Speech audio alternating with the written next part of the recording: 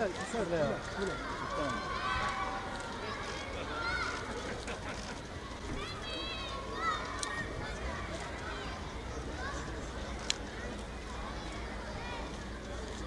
Bakanım, buyurun.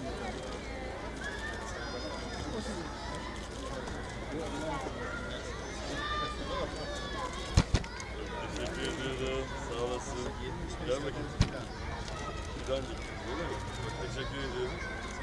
Gel şöyle. Gel şöyle. Buradayız. Sağ olun.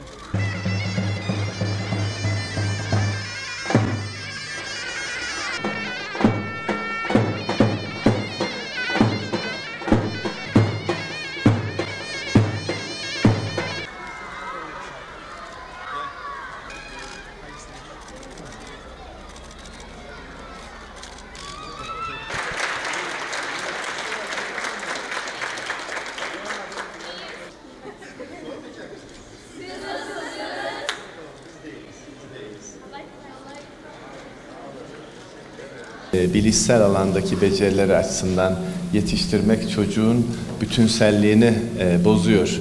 Çocuk duygu, düşünce ve hareketi birlikte eğitim olarak yaşamalı.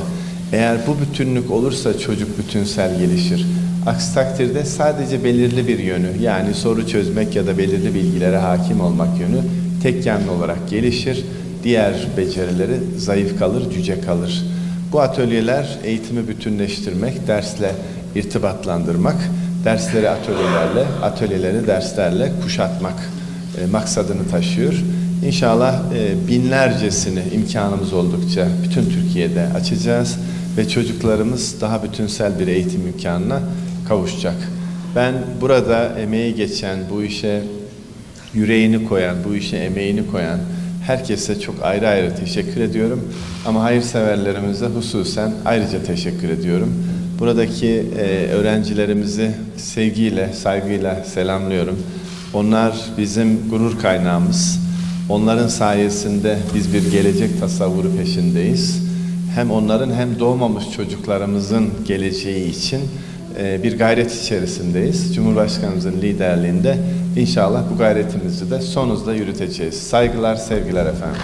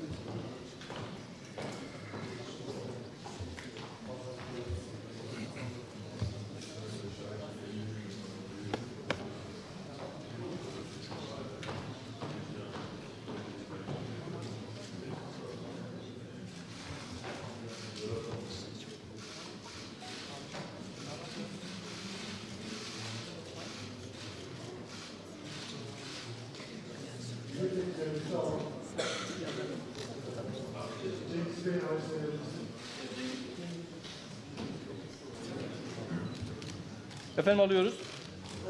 Kaldı efendim. Şimdi alıyoruz efendim.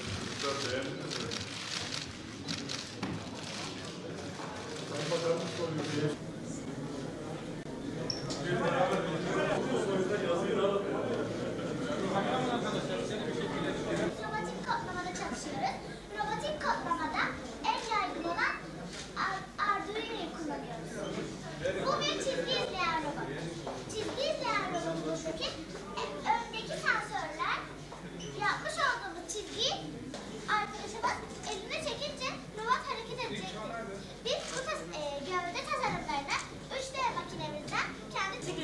Birazdan göreceğiniz gibi Sayın Bakanımız ilk önce renk sensörü zeka küpündeki renkleri tarayacak.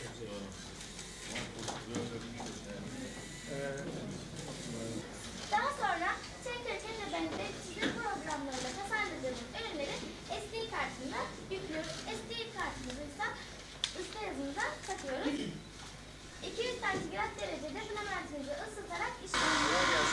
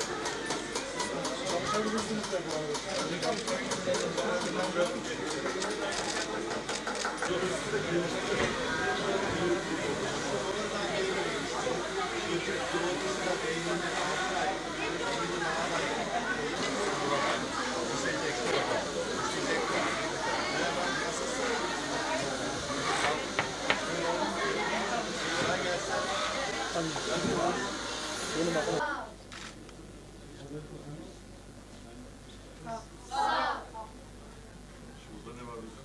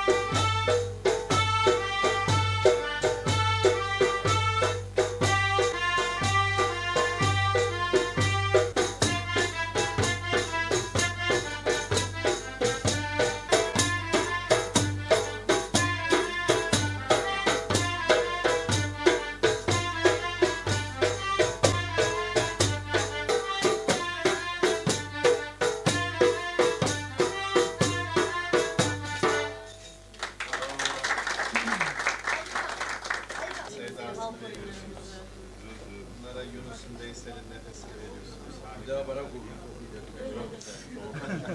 Müsait. Cengiz Bey ona özel bir eğitim verdim. Kuzularım benim, kuzularım. Amir Bekir. Kuyu görüyor musun? Maşallah, maşallah. Efendi görseydi ya.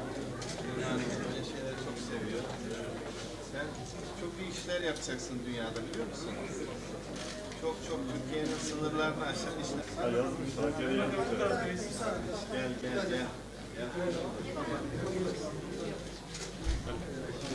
Kolay gelsin.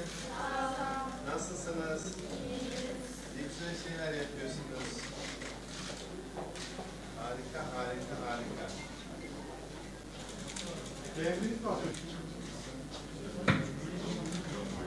Birbirinizi boyadınız mı? Yüz boyama biliyor musunuz? Yüz boyama. Yüz boyama da öğrenin, tamam mı? Kardeşleriniz